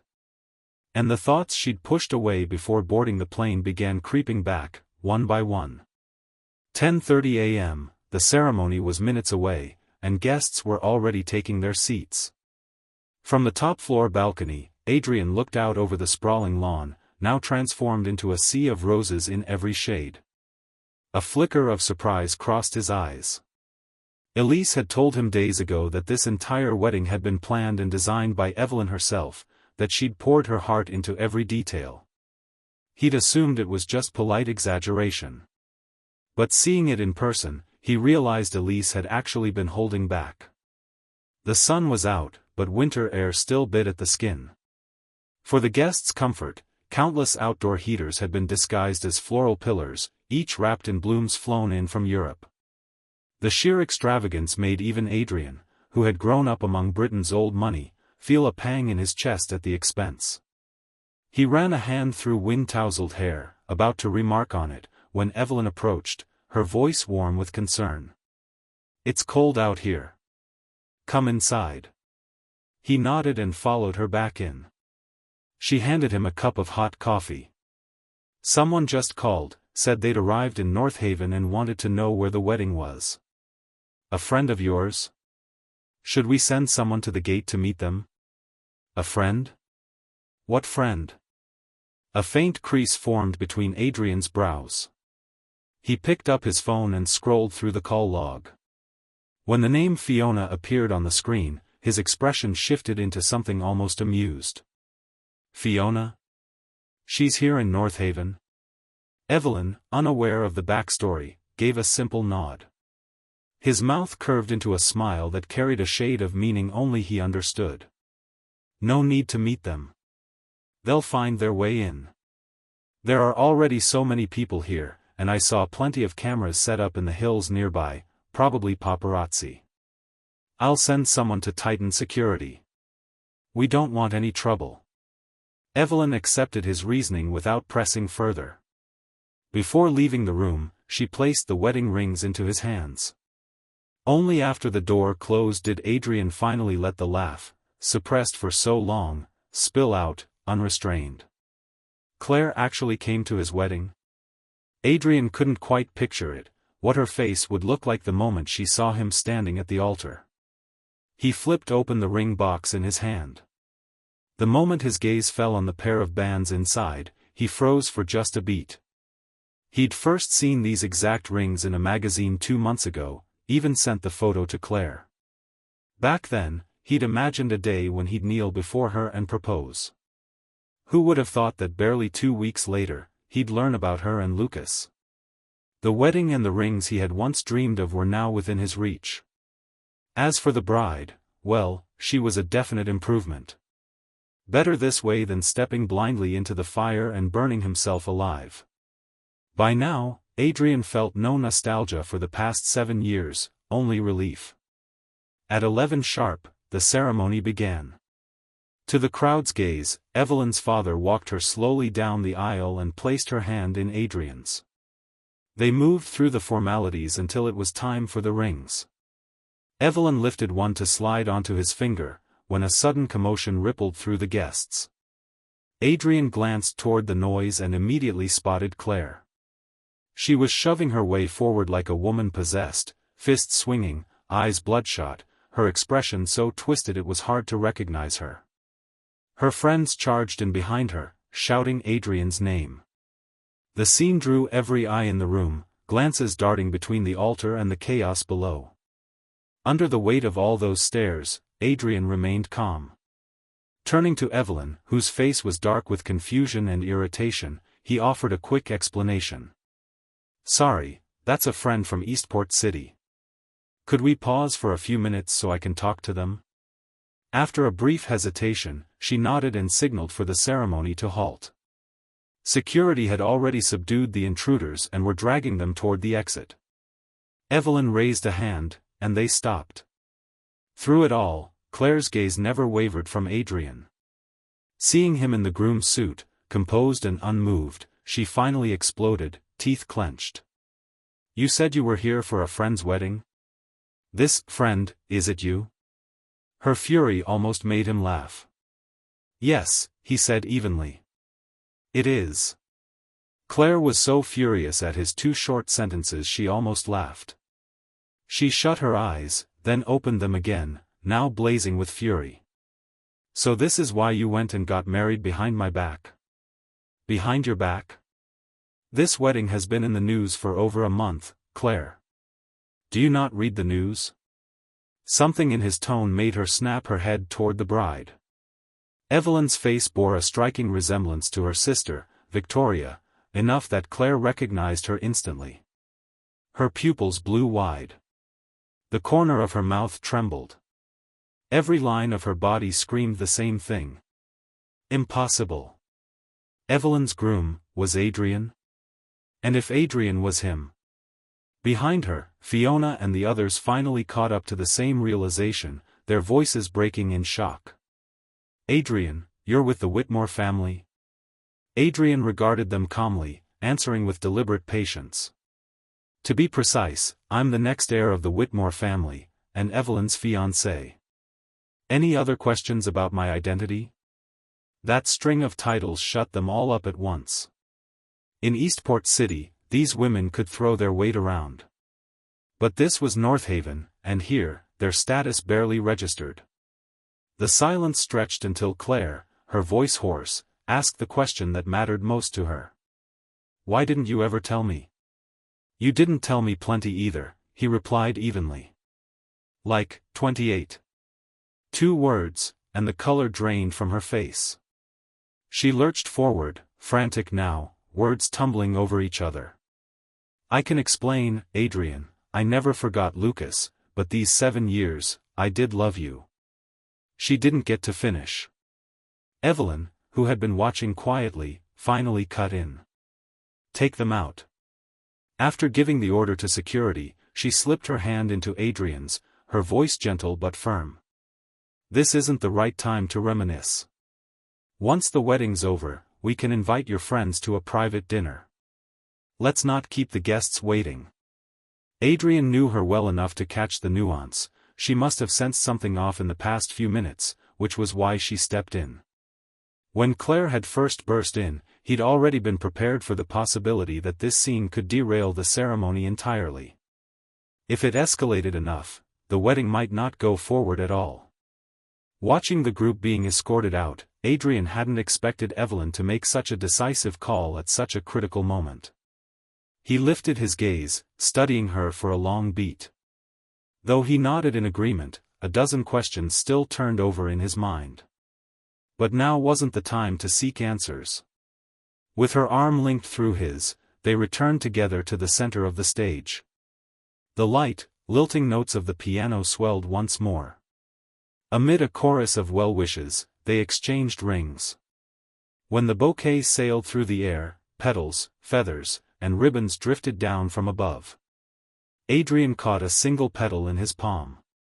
The noonday sun poured over him, casting a soft glow over his refined features. He turned away, never once looking back, striding forward into the days yet to come. When the grand celebration finally ended, Adrian felt the weariness settle in. Thinking back on the events of the day, he decided it was time for an honest conversation. After a pause, he broke the silence. "After what happened today, is there anything you want to ask me?" Evelyn's fingers stilled on the button she was undoing. She looked at him steadily. "If you want to talk about it, then yes, I have questions. If you don't, then no, I don't." Her balanced, almost gentle response caught him off guard. For the first time, he thought he might have married a woman far from ordinary. Even with such a scene unfolding at their wedding, she'd shown no sign of displeasure. She'd stayed composed, suppressing her curiosity and respecting his choice to speak, or not. That kind of poise and generosity impressed him enough to draw two questions from his lips. "You're not curious what my relationship with them is? You're not worried there might be something messy behind all this?" Evelyn set her coat aside and sat gracefully in the armchair, her gaze calm and steady. "Of course I'm curious. And yes, I worry. But that's not what matters.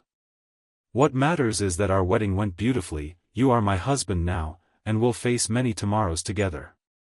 As for the past, if you choose to share, I'll be glad to hear it. If not, I'll understand. It's over, and there's no sense clinging to what can't be undone." Her open-heartedness made Adrian wonder if she really was 2 years younger than him. 26, and already so clear-eyed about life? In that moment, Adrian felt the sheer gulf that could exist between two people, and once again, his impression of Evelyn shifted. Perhaps her words had struck deeper than he realized, because he no longer felt the urge to keep anything back. He decided to lay it out plainly. "The group at the wedding? That was my ex-girlfriend and a few of her friends. We'd been together for 7 years, and I'd once planned to marry her. But she'd always had feelings for someone else. When I found out, I decided to end things and return to North Haven. My parents have been pushing me to settle down, so I agreed. Yesterday we broke up for good. She doesn't know my real identity, so she came here to cause a scene." As she listened, a faint, complicated expression crossed Evelyn's face. "Broke up yesterday, married today? Isn't that a little hasty?" "Maybe," Adrian admitted, "but this is just a business arrangement. As long as we look like a stable couple to the outside world, that's all that matters." He said it with such unshakable certainty that it might have offended anyone else. Instead, it made the corners of Evelyn's lips curve higher. "You're not curious about the person you've just bound yourself to?" "Not particularly. I only care about inheriting Whitmore Holdings as soon as possible." It was the kind of blunt disregard that should have been insulting, yet something in his candor made Evelyn's heart give an unexpected jolt. She studied him for a long moment, then nodded slightly. "In that case, we may get along quite well." Dragged for hundreds of meters in full view of the crowd, Claire had never endured such humiliation in her life. Her gown had been torn into ragged strips clinging to her shoulders, the skin on her back scraped and mottled with bruises, dust and dirt streaking her from head to toe. Her friends fared no better. The group was dumped unceremoniously outside the gates of the estate, where a line of security guards stood ready to make sure they didn't come back. And beyond the steps, hundreds of reporters, cameras slung over their shoulders, all frustrated at being kept from capturing the wedding of the year. A few sharp-eyed ones recognized Claire immediately and called out as they surged forward. "Were you invited to the wedding? You look like you've been through a lot, can you tell us what happened inside?" Once the first voice rose, others followed in a chaotic rush, shutters clicking. Already seething, Claire's rage spiked at the thought of her disheveled state being immortalized in photographs. With a violent shove, she knocked one reporter to the ground, smashing several cameras in the process, then stalked off with her entourage without a backward glance. That night, footage of Claire attacking reporters made the front page of every major outlet. Within hours, her company's reputation nosedived. Negative press multiplied at a dizzying pace, and even paid suppression efforts couldn't stem the tide. She had locked herself in a hotel room, the air thick with the scent of liquor, when Lucas called. "Claire, I saw the news. Was the groom really Adrian?" "Yes," she muttered, voice thick with alcohol. "So what if it was?" The confirmation sent a flicker of excitement into Lucas's tone. "Marissa just told me the joint project between our companies is finalized. From what I hear, Whitmore Holdings has the final say on its launch. Since you and Adrian dated for 7 years, is there any way you can reach out and get him to help push it our way?" Even in her haze, Claire clung to a sliver of rationality. "Ask him for help?" She let out a bitter laugh. "He's married to Evelyn now. So? 7 years is 7 years. Even if you've broken up, he might still feel obliged to help. Just try. Your father called me earlier, he's furious.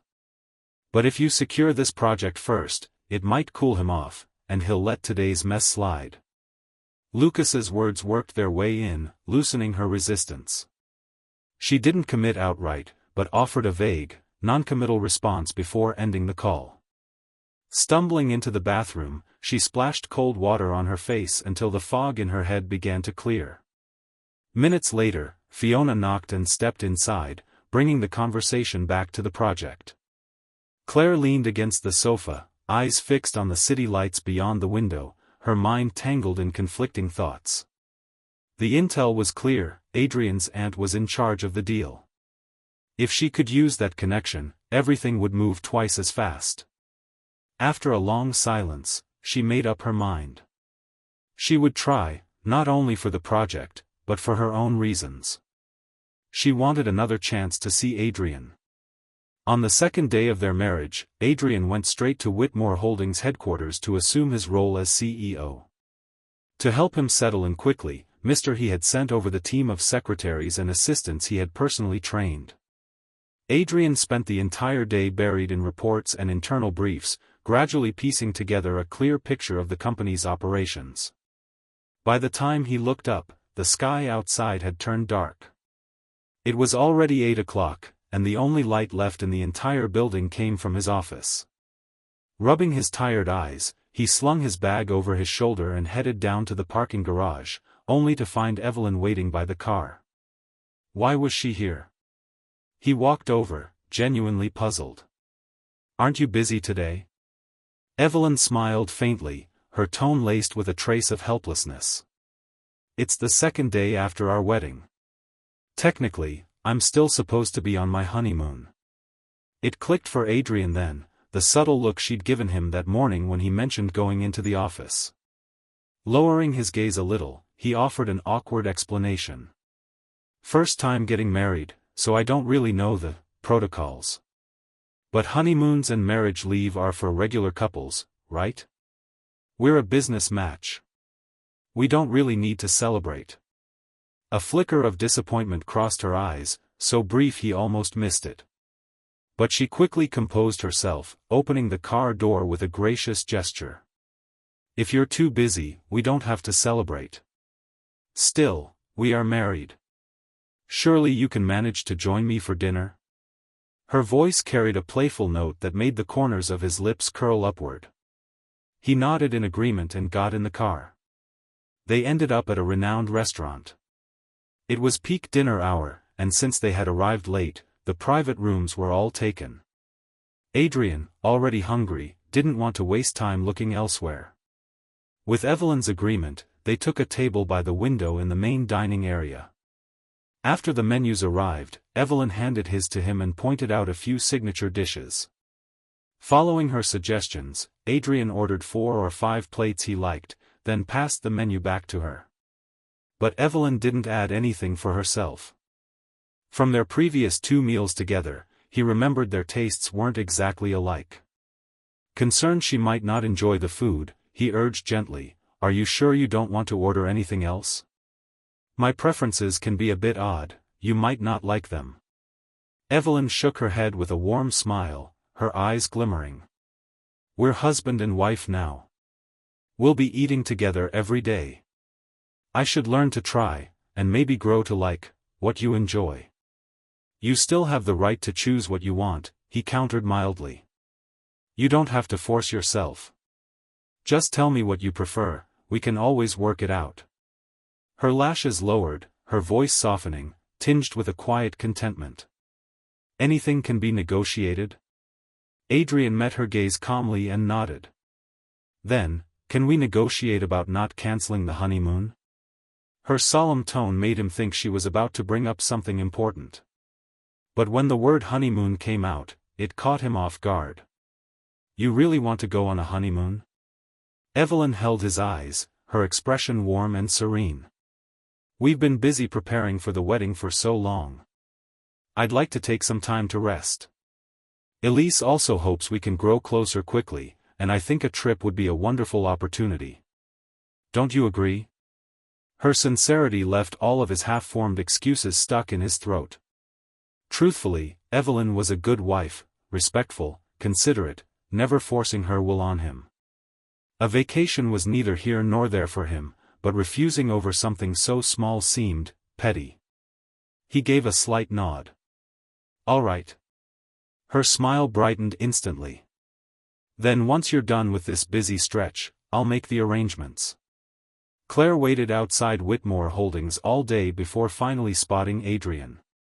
She trailed him to a restaurant and slipped into her own seat, biding her time for a private word. But the whole evening, he never left Evelyn's side, their easy laughter and light conversation cutting her like glass. 2 hours passed, dishes came and went, yet she didn't touch a single bite. Her eyes stayed locked on Adrian's smiling face, palms damp with sweat.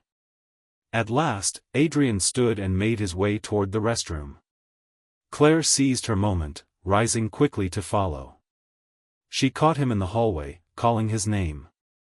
Adrian, why did you agree to marry Evelyn? The familiar voice made Adrian turn, a flicker of surprise in his eyes. If I'm not mistaken, we've already broken up. Whether I get married or not, what does that have to do with you? The indifference in his tone made Claire feel dismissed, a flare of anger rising in her chest. But this wedding was set over a month ago. Back then we hadn't even broken up, you'd already lined up your next match? Arms folded, Adrian gave her a sidelong glance, his voice still cool. Yes. I decided a month ago to return to North Haven and marry. But what right do you have to be angry? You'd been planning for 7 years to break up with me on Lucas's 28th birthday. I planned my own future a month in advance, is that a crime? The words hit her like a slap, leaving her momentarily speechless. She clenched her fists, swallowing the bitterness clawing at her throat, and tried to defend herself. My situation with him isn't what you think. I know he doesn't like me, it's just that after all these years, and with that old promise between us, he became a stubborn knot in my heart. I did want to be with you. On the way to North Haven, I'd even planned to propose. I picked out the ring myself, Adrian, can't you believe me, just this once? Her earnest expression might have moved someone else. To Adrian, it was almost comical. So he turned you down, and then you remembered me? Too bad. I'm married now, Claire. Why don't you take that ring and propose to Lucas, maybe he'll say yes. The open mockery in his voice made her chest tighten. She stepped forward, reaching for his hand, but he pulled away. He never liked me. I was foolish before, I didn't see him for what he was. It wasn't until that birthday party that I realized, I've grown used to having you by my side all these years. I truly wanted to marry you. Once, Adrian might have thought she at least had some shred of genuine feeling. Now, hearing this, he only felt revulsion. You resent him for never accepting you. Do you think that after waiting over a decade, your so-called deep affection is something so touching it redeems you? And while you hate him, did it ever occur to you, you're no different from Lucas? He dangled you along, you dangled me. The two of you are equally disgusting. So why stand here performing this too late regret act for me? All color drained from Claire's face in an instant. Adrian didn't care how she felt, and he had no interest in dragging this out. Without another glance, he turned and walked back toward the dining hall. As they brushed past each other, Claire's restraint finally snapped. She grabbed his arm hard. Adrian's patience had reached its limit. He yanked himself free. In the brief struggle, the old, poorly maintained chandelier above them gave a sharp groan and came loose, plummeting straight toward Adrian's head. In that split second of danger, Claire's instincts took over. She shoved him aside. A deafening crash rang out as the heavy iron fixture, easily dozens of pounds, slammed into her shoulder, sending a spray of blood across the floor. Adrian, knocked several feet away, found himself face to face with Evelyn, who had just arrived. He couldn't help glancing back, just in time to see Claire sprawled in a pool of blood.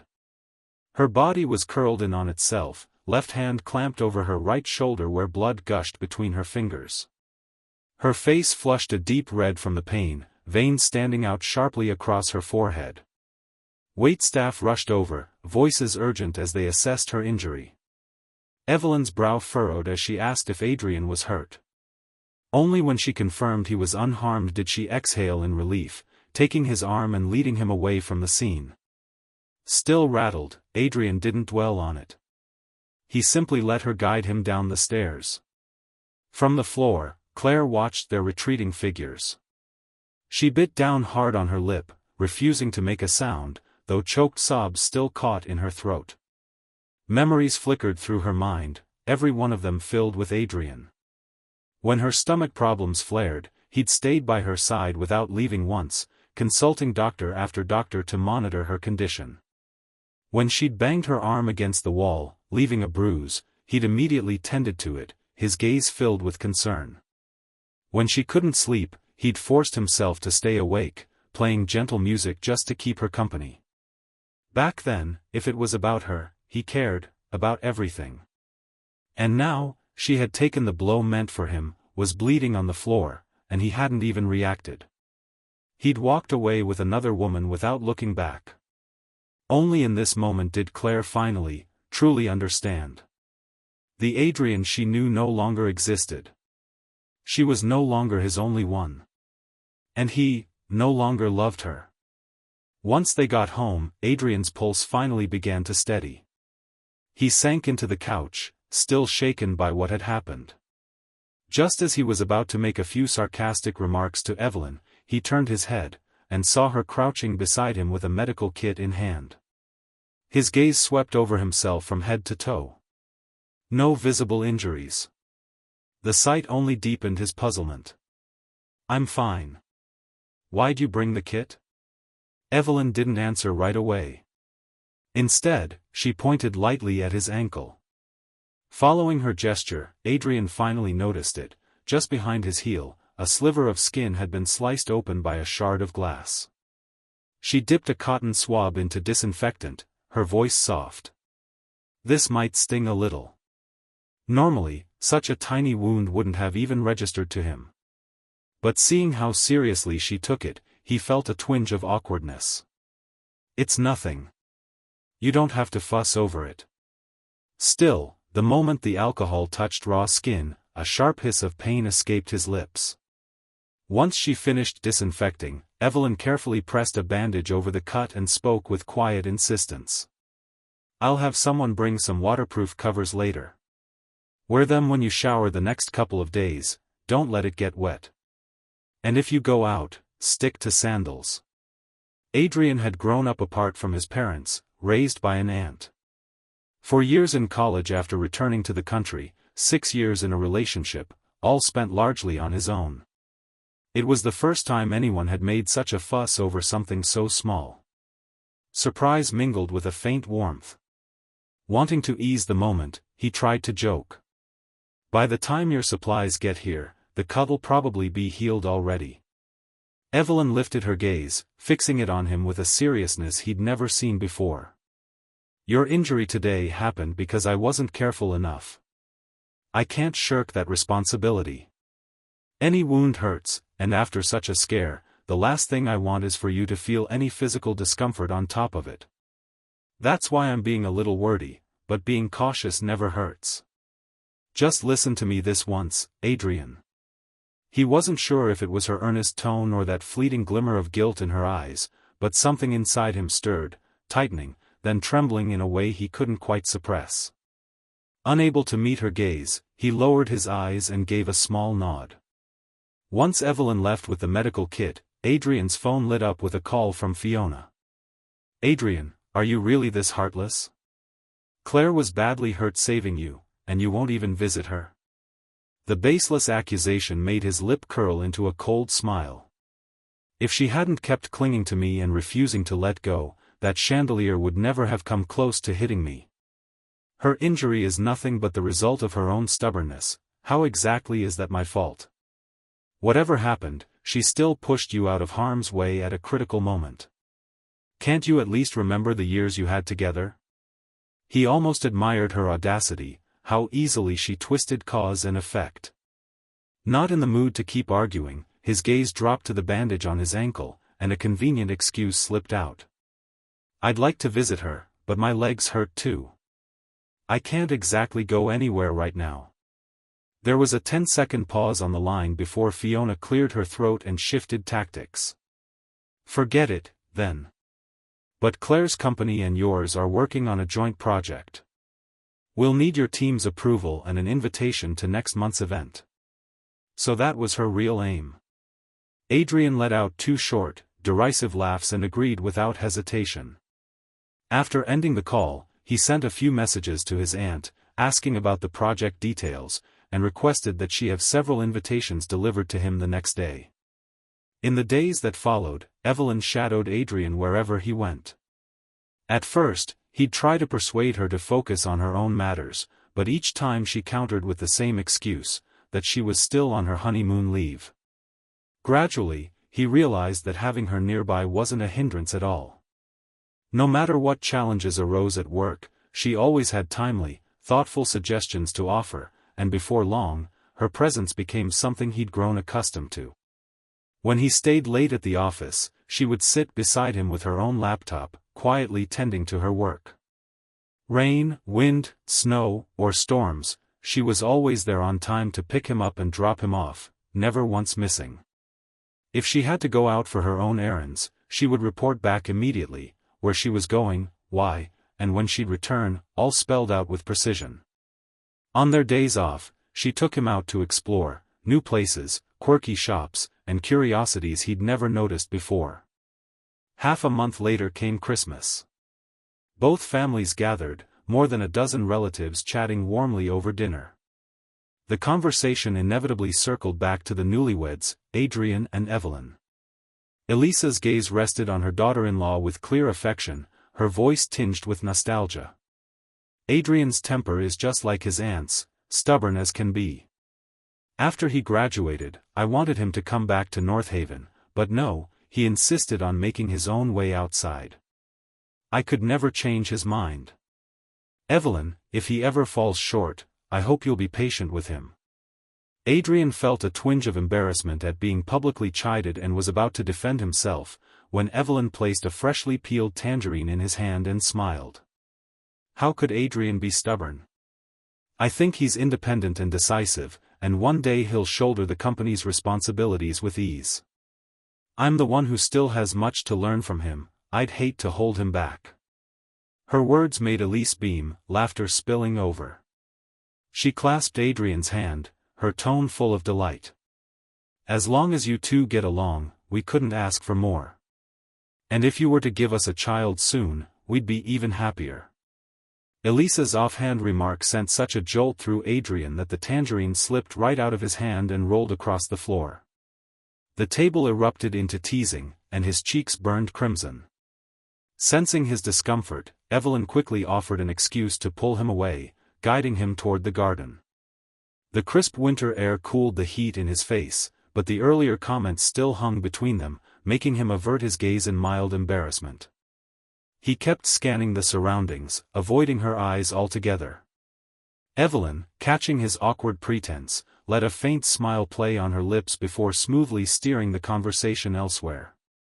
"Are you going to tomorrow night's gala?" "Yeah. I gave Claire the invitation myself. I want to keep an eye on her, see what she's up to. Do you have any extra invitations? Give me one, too." Her request made Adrian glance up at her in surprise. She met his look with an easy explanation. "Not because I care about the project. I just have nothing better to do, and I'd like to go with you." Understanding, Adrian gave a small nod. Remembering he only had one left, he took her downstairs to find his aunt. The gala was set in North Haven's grandest hotel. By 7 o'clock, the project lead stepped onto the stage, officially declaring the event open. The Whitmore Holdings delegation arrived a half-hour late, delayed by heavy traffic. As soon as they stepped through the door, Adrian's aunt was surrounded by a small crowd, eager to seize her attention. Adrian, not wanting to wade into the throng, kept Evelyn close and slipped quietly past the press of people. Neither of them had come for business. Instead, they strolled leisurely through the hall, sampling wine and canapés. From the second-floor balcony, Claire leaned against the railing with a champagne flute in hand. One glance was enough to spot Adrian and Evelyn, heads close together, speaking in easy intimacy. Over the past month, she had told herself, again and again, that Adrian was lost to her, that it was time to accept reality. But no amount of self-persuasion could blunt the sting of seeing them together like this. Bitterness rose in her chest, and her face darkened. Beside her, Lucas followed her gaze, his eyes lighting with sudden interest. He caught Marissa's arm and started down the stairs. Fiona, noticing, linked her own arm through Claire's and drew her along after them. The four of them threaded through the crowd until they reached Adrian. Of the group, only Marissa knew Evelyn, so she was the first to speak. "Evelyn, it's been a while. I heard you just got married, congratulations." Though Evelyn had little fondness for Fiona or Claire, she kept her composure in such a public setting, inclining her head politely. "Thank you." With nothing more to add, Marissa shot a quick look at Lucas, who stepped forward and gave Adrian an enthusiastic wave. "Adrian, remember me? We met just over 2 months ago." Meeting his warmth with only a mild smile, Adrian replied, "It's been a while." Hearing his voice, Claire finally lifted her gaze, only to catch the cool detachment in his eyes as they swept over her. Forcing a faint smile, she spoke in a husky, subdued tone. "Adrian, it's been a while. I heard you were hurt that day. Are you all right now?" "Thanks to you, I'm healing just fine." The weight in his voice made Claire's heart jolt, guilt flooding her features. She instinctively wanted to explain, but before she could get a word out, Evelyn cut in, turning to Marissa instead. "Adrian and I came with his aunt tonight. I didn't expect to run into you here. With the new year coming, what brings you all to North Haven?" At that, Fiona nudged Marissa, urging her silently to seize the moment. "We're interested in the same project," Marissa said, catching on. "Thought we'd come take a look. I heard Adrian's aunt is overseeing it. Evelyn, maybe for old time's sake, you could introduce us?" Evelyn didn't answer immediately. She lowered her eyes to Adrian, as if to seek his view. After a brief exchange of glances, Adrian spoke evenly. "We'd be happy to help, but as you can see, my aunt's tied up right now. I'm afraid it's not a good time." The three exchanged looks.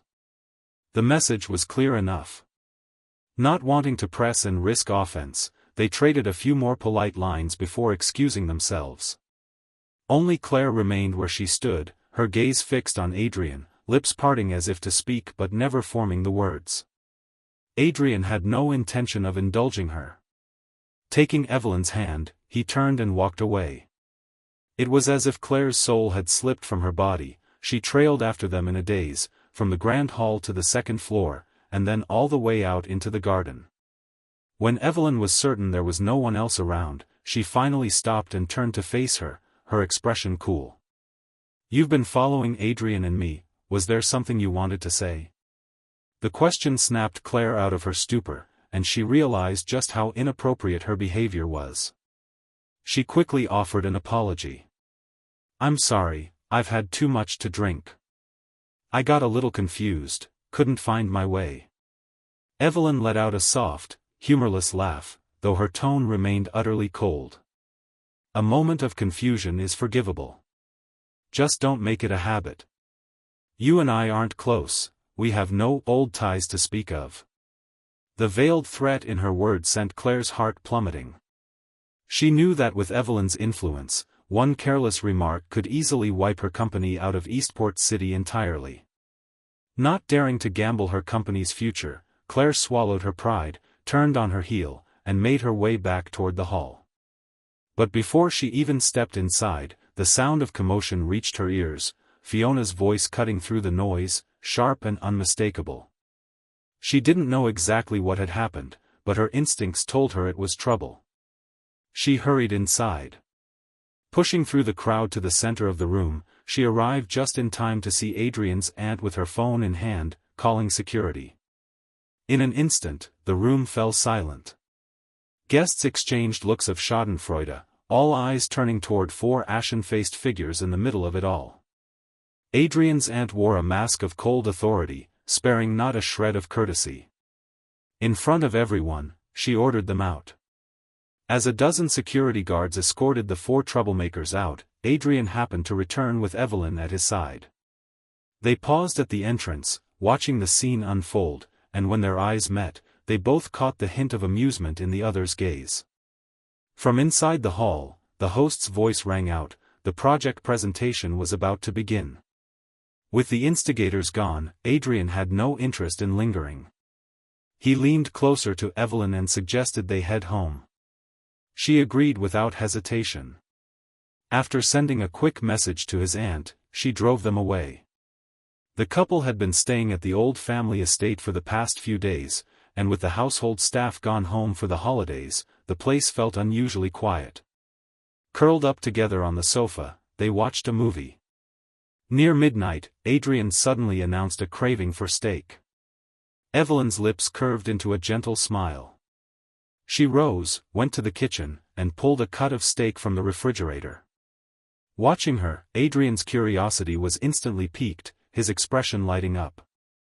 You can cook? Not really. But I can just find a tutorial, it should be simple enough, right? He found her logic convincing, quickly unlocking his phone to search for one. Side by side, they studied the video for over an hour before finally starting. By the time 2 plates of steak made it to the table, another 2 hours had passed. Adrian puffed up with pride, grinning as he slid his plate toward her.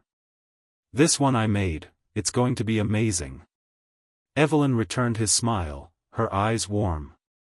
But the moment he took a bite, the smugness froze on his face for a split second before he forced it back into place. She caught the flicker of change instantly. Not good, she teased. Adrian's eyes darted, then he nodded with exaggerated enthusiasm. It's great. Want to try? One glance told her the truth, his steak was almost certainly awful. But without the faintest pause, she bent her head and polished off what was left. Realizing she'd taken the bait, Adrian nearly burst out laughing, pressing a hand over his mouth to hide his grin. Good, right? His voice brimmed with mischief, but Evelyn only looked at him as if genuinely impressed, giving a bright-eyed thumbs up. Delicious. Exactly my taste. The sparkle in her eyes made it impossible to tell if she was serious, and it unsettled him just enough to make him doubt. But trusting his own taste buds, he set down his knife and fork, lifted her chin, and tried to pry her mouth open. She simply swallowed the last bite. When he finally coaxed her lips apart, there was nothing left, and disappointment washed over his face. It wasn't good, you lied to me, didn't you? Of course. Realizing he'd been played, Adrian refused to let it go, lunging after her with intent to tickle. Evelyn laughed as she tried to slip away, but Adrian had no intention of letting her go. Their playful struggle tumbled them right off the sofa and onto the thick carpet. Face to face, noses brushing, the air between them shifted in an instant, charged, breathless. At such close range, he could hear the deep, steady thud of her heartbeat, and the faint warmth of her breath danced across his skin. A flush crept up Adrian's cheeks. Logic told him he should let her go. But his hands refused to obey. With each passing second, their breaths grew shorter, the heat between them intensifying as skin met skin. From his dark eyes, Evelyn could see her own reflection. She lifted a hand, fingertips brushing the delicate sweep of his lashes, before closing her eyes altogether. Sometimes, she knew, silence spoke louder than words. Adrian understood that truth. He leaned in, lips grazing her ear, his voice low and tentative. "Can I?" The hushed question sent her pulse spiraling out of control. She understood exactly what he meant, and warmth surged through her until it felt like her whole body was alight. She gave the smallest nod. In the next heartbeat, the world spun, and she found herself gathered firmly into his arms. When their lips met, breath mingled and boundaries dissolved, two separate rhythms merging into one.